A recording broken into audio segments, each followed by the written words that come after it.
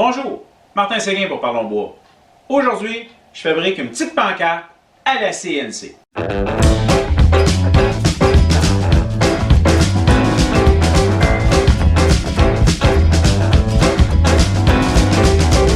Aujourd'hui, ce qu'on fait, c'est un projet pour débutants. Lorsqu'on achète une CNC, des fois, on ne sait même pas qu'est-ce qu'on va faire avec. Ou à l'inverse, vous vous dites, j'ai pas besoin d'en acheter, je ne sais pas ce que je vais faire avec. Donc, je m'amuse en faisant une série de vidéos pour débutants qui vont peut-être vous inspirer. Parce que je le sais, on peut mettre une planche, faire bouger la bite, faire des cossins, mais c'est plate quand on prend ce qu'on a fait et qu'on le jette. Donc là, au moins, ça va être quelque chose de peut-être utile. Du moins, dans mon cas, je pense que ça va être le fun à accrocher en avant de la porte en rentrant. Bon, la plupart des projets que vous allez faire, on n'a pas regardé la simulation dans le logiciel, voir qu'est-ce que ça va donner. Il n'y a rien de plus vrai que de le faire sur du bois. Je vous suggère de vous faire soit des planches de pain qui vont servir de test, ou encore ici, j'ai acheté des planches à découper pour pas cher. Je pense que j'ai eu 3 planches pour 15 ou 20 dollars, différentes grosseurs, plus petits comme ça et plus grands, en bambou, sur Amazon, qui peuvent très bien me servir pour faire soit même des projets finaux ou plein de tests. Donc aujourd'hui, on va essayer de produire notre affaire directement là-dessus. Je pourrais l'essayer si c'est moins vraiment compliqué, comme je dis, sur du pain, à regarder le résultat avant d'aller sur une planche plus chère. Mais bon, on y va y aller directement sur du bambou. Si par hasard un de vos projets, c'est d'en faire énormément plusieurs, faites-le vraiment sur une planche de test. Vous allez pouvoir vraiment analyser votre résultat. À la limite, produisez-en juste quelques-uns. Regardez votre réaction sur le marché avant d'embarquer et d'investir sur du noyer noir qui va vous coûter une fortune. Donc, c'est vraiment le principe essai-erreur, ce qui est le quotidien des gens qui opèrent des CNC. Maintenant, avant de se lancer sur le machinage, il faut faire un plan. Donc, je vais aller vous montrer comment j'ai fait mon plan pour ce projet sur Carbide Create. Voici ce qu'on veut réaliser à la toute fin. On est actuellement dans Carbide Create version 6, la version gratuite dans laquelle on est capable d'exporter en G-code. Version 7 aussi, on peut, à condition qu'on paye. Donc, allons-y avec la 6. Donc, ça, c'est notre morceau final. On va y aller comme si on voulait vraiment commencer un nouveau morceau, flambant neuf. Donc, la première chose à faire, bon, fichier nouveau, hein, on va y aller, save your change, discard, on ne veut rien garder. Première chose à faire est de faire le setup de notre planche en tant que telle. Quelle est la dimension qu'on a? J'ai 190 par 240, je préfère y aller en millimètres, une épaisseur de 12 mm. Je mentionne justement qu'on mesure à partir du haut, du dessus de la planche et notre positionnement de toutes nos toolpaths, tout ce qu'on va faire, on va faire en sorte qu'on va aller positionner notre mèche, notre fraise à notre début en bas à gauche. J'utilise du softwood, je travaille avec une Shapeoko Pro et mon mouvement, lorsque la toupie se promène, ça va relever de 5 mm. Première chose qui m'intéresse à faire, c'est la grandeur complète de mon cadre, ce que je veux conserver. Parce qu'actuellement, la dimension que j'ai mis, c'est la grandeur même de ma planche de bois.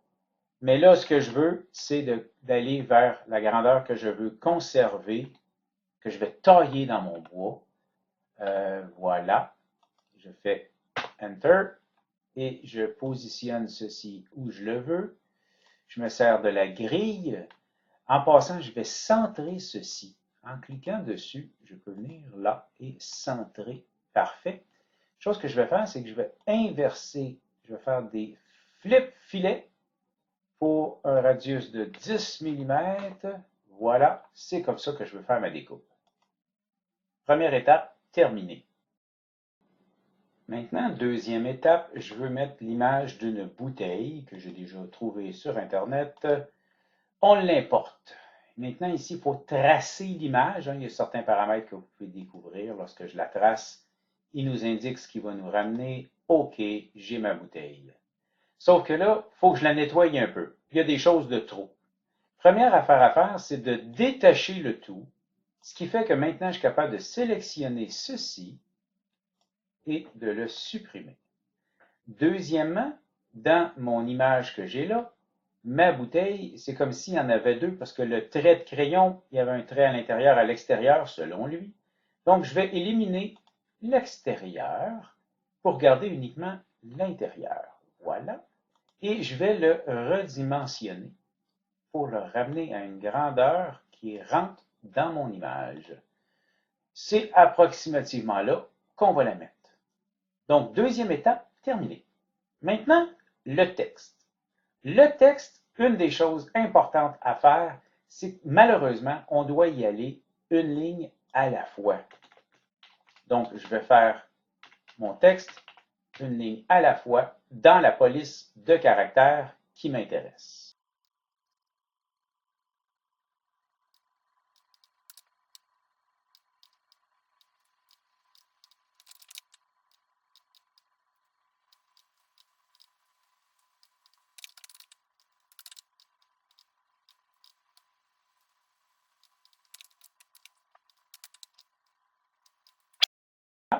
Mon texte est fait. Disons que c'est ça que je vais avoir, c'est ça que je vais faire. À ce moment-ci du processus, ce qu'on veut, c'est de créer les chemins pour notre CNC, lui dire exactement quoi faire avec les différentes choses qu'on a dans notre image. On en a trois à créer ici, les textes, la bouteille et le contour. Il y a plusieurs manières de faire et il y a plusieurs manières de regarder le résultat. On va y aller simple avec le texte. On va les prendre tous les textes en surbrillance. J'utilisais la touche Shift entre chaque. On va faire du V-Carve. On utilise effectivement la bit 60 degrés. Parfait, je n'ai pas besoin de rien changer. J'utilise les métriques de base, mais si je voudrais, je pourrais venir changer comment qu'elle bouge, à quelle vitesse ou quoi que ce soit, mais j'utilise les métriques de base avec ma machine. Si vous avez une machine moins performante que la mienne, ajustez les vitesses de ce que vous faites. On va y aller pour une profondeur de 2 mm parce que j'aime ça. Je vous suggère de venir donner un nom à votre toolpath, un chemin, un nom intelligent par rapport à ce qu'il est en train de faire. Ça peut nous permettre de travailler avec. Donc, on crée les toolpaths dans l'ordre qu'on veut. Par contre, on va s'assurer que notre contour, que je choisis ici, que je vais faire en deuxième, mais qu'il se fasse exécuter uniquement à la toute fin. C'est vraiment la meilleure chose à faire pour permettre à ce que tout se tienne ensemble, justement avec les onglets. Je lui mentionne que je veux des onglets pour tenir le tout, qui vont faire en sorte que la pièce va tenir à l'intérieur de mon process. Voilà, ça va faire en sorte que lorsque je vais faire ma découpe, que la pièce intérieure ne se mettra pas à se promener. Extrêmement important. Mais mon contour, je le veux absolument à l'épaisseur de mon matériel. Comme ça, si je change de pièce de bois, que je le reproduis plusieurs fois, tout ce que j'ai à ajuster, c'est l'épaisseur de mon bois. Je lui demande de couper à l'extérieur de ma ligne parce que je veux conserver les dimensions que j'ai mentionnées. Donc oui, c'est mon contour, c'est parfait ou le nom, je l'accepte. Maintenant, ce que je veux, c'est la bouteille. Ici, la bouteille, disons que j'ai deux choix. Je vais essayer un premier où est-ce que je vais lui dire oui, c'est un contour. Je vais choisir une 1,8 parce que je le veux tout petit. Donc, 1,8. Voilà. Les paramètres me conviennent. Je creuse uniquement de 2 mm. Je vais faire no offset, coupe exactement sur la ligne qui existe. Il n'y a pas de table parce que je ne vais pas à la profondeur. Et je vais mettre ici bouteille. Voilà. On dit OK. Et on va regarder ce que ça donne. J'aime bien regarder dans Beach. Je ne sais pas pourquoi, c'est ce qui est le plus proche du bois. Selon mes désirs, je fais une simulation et ça va me permettre de regarder mon résultat. Donc, si je tourne ça un petit peu sur le côté, voilà, et que je vais aller voir, je vais zoomer à l'intérieur et ça me permet d'aller voir le résultat. J'aime-tu le résultat? Donc, vu que le résultat me plaît, je viens de faire un test en passant en mettant le format de la bouteille avec une bite en V. On a décidé d'aller avec la 1.8.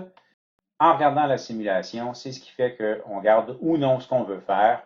C'est le premier test. Ici, une des choses à faire maintenant, c'est de prendre mon contour et de l'amener en dessous, m'assurer qu'il va être à la toute fin, parce que je ne veux pas couper avant de finir mes autres mouvements. Le contour, normalement, on met ça à la fin. On est à l'étape où Save G-Code, on va faire générer nos fichiers G-Code. Ici, faites attention. Si vous n'utilisez pas une machine chez Poco, vous devez générer un toolpath pour chacune des fraises qu'il va y avoir. Donc, on prend les deux autres, on va les disable. Maintenant, quand je fais un save G-code, il va m'amener, il faut que je me mette au bon endroit, voilà. Donc, je vais mettre pancarte 20V pour mentionner que je coupe, je fais celle du V. Maintenant, je disable le V et j'enable la bouteille qui est faite avec une 1.8. Donc, save G-code, pancarte 21.8.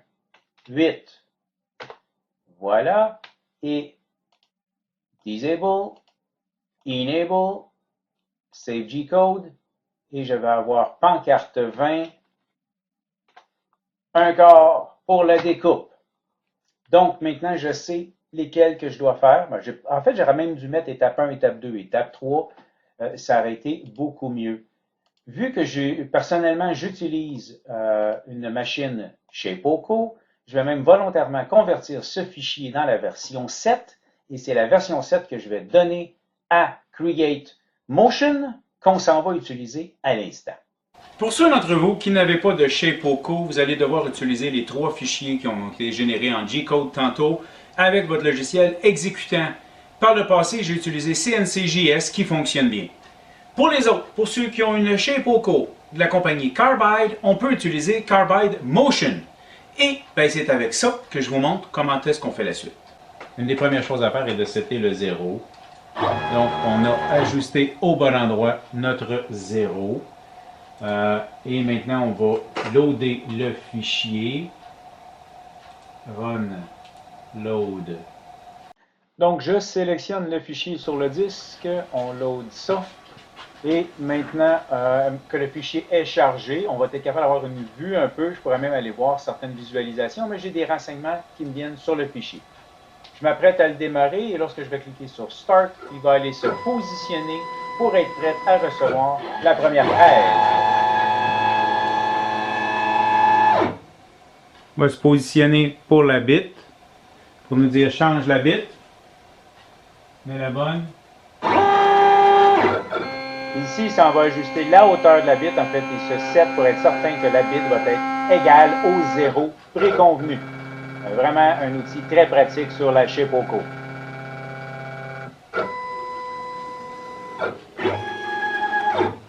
Prêt à se lancer.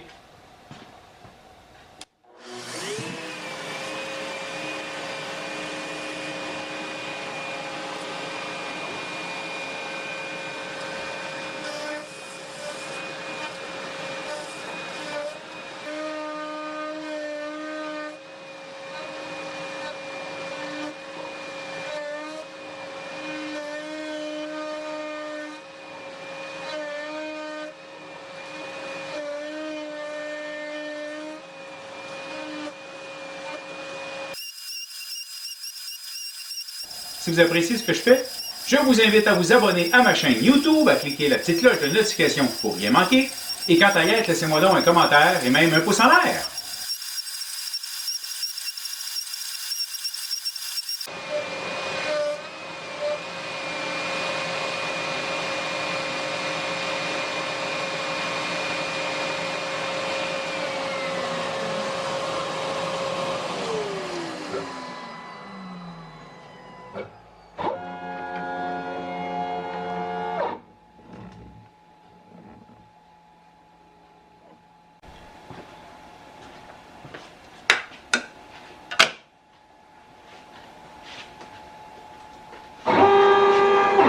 Ajustement de la deuxième fraise, encore là pour être certain qu'on est bien aligné sur le 0 préétabli.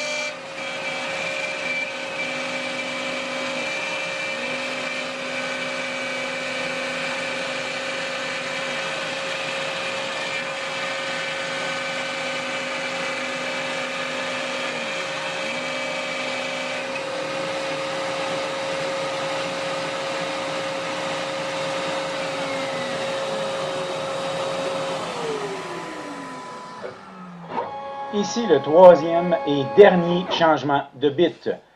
Désolé pour le zoomage, j'ai comme manqué mon coup sur l'alignement de la caméra.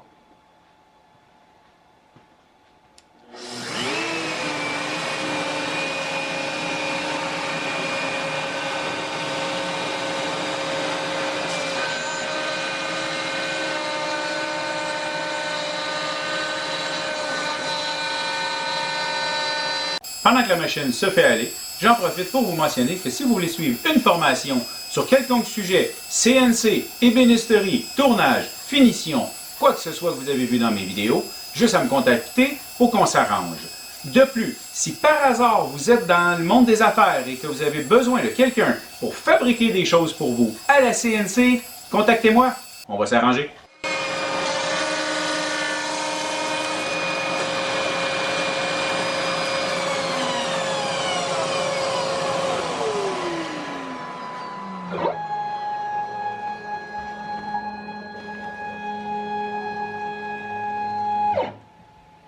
Comme le titre l'indique, c'est ce que j'appelle un projet pour débutants.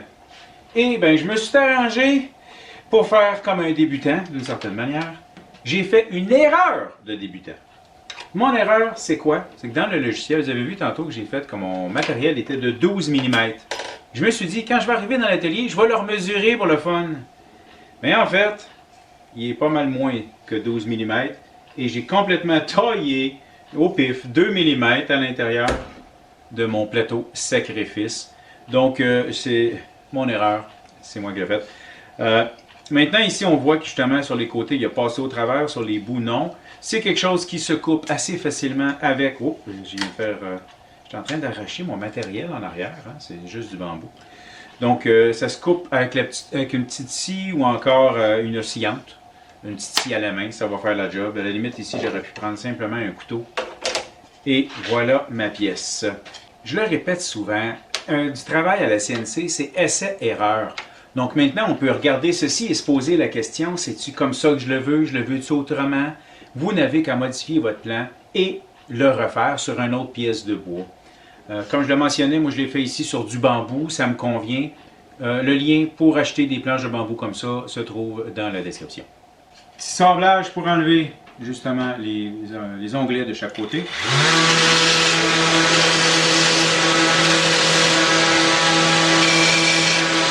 Vous pouvez arrondir les coins à la toupie, chacun ses goûts. Honnêtement, moi ici, je trouve que je suis allé trop profond pour l'image de ma bouteille. La prochaine fois, je devrais aller moins profond. Pour ce qui est de l'écriture, j'ai utilisé le V-Carve standard et on voit aussi que ça fait un petit peu de chippage tout le tour. Un peu également comme les autres bits que j'ai utilisés, qui sont des upcuts, qui ont plutôt tendance à envoyer les fibres vers le haut. Une prochaine fois, je devrais peut-être utiliser des dents de cut, mais pour le V-Carve, ça n'existe pas. Je vais également prendre un X-Acto dans le but de nettoyer un petit peu dans le fond. Il reste un petit peu de chippage, un petit peu de cochonnerie que je pourrais enlever. Et maintenant, ensuite, on peinture. Là, ben, c'est le bout que j'ai le plus. Pourquoi? Ben parce que c'est un petit peu trop de pratique de motricité fine. Tu sais, la patente que j'ai pas. Fait que... ben, je vais faire mon possible. Et on va remplir les lettres. Naturellement, à la toute fin, je vais ressabler tout mon excédent. On peut aussi joindre l'utile à l'agréable.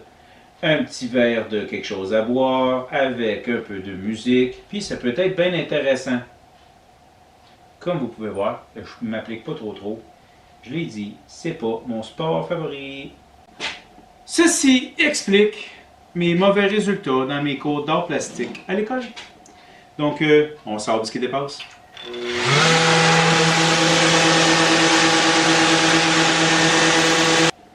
Pour la finition, je pensais faire une finition à l'huile, mais avec toutes les petites craques et tout, je suis pas sûr que ça va bien aller.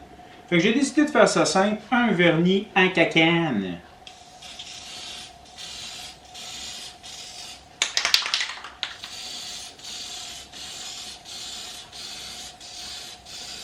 Bon, je sais pas si c'est ma canne qui est vide, mais maintenant qu'elle push pas comme il faut. On va espérer que ça ne bousille pas trop le projet. Et ça sent mauvais. Ouvrez les fenêtres, tu devrais. Bon, mais voilà, je lui ai arrondi les petites arêtes ici là, pour éviter que ce soit trop accrochant. Je pourrais également y mettre un petit bidule derrière, comme pour un miroir, pour un cadre, pour accrocher sur le mur. Probablement que je vais faire ça. Et voilà, c'est tout prêt. J'aime beaucoup.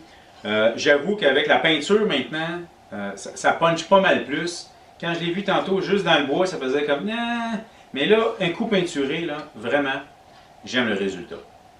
Il me reste maintenant d'en faire plusieurs autres de différentes grosseurs avec différents bois, changer le texte, d'autres images. Bref, le monde de la petite pancarte au CNC est infini. Donc, j'espère que vous avez apprécié ce projet pour débutants et je vous invite à peut-être montrer sur le groupe Parlons Bois. Venez donc nous montrer ce que vous produisez. Sur ce, merci.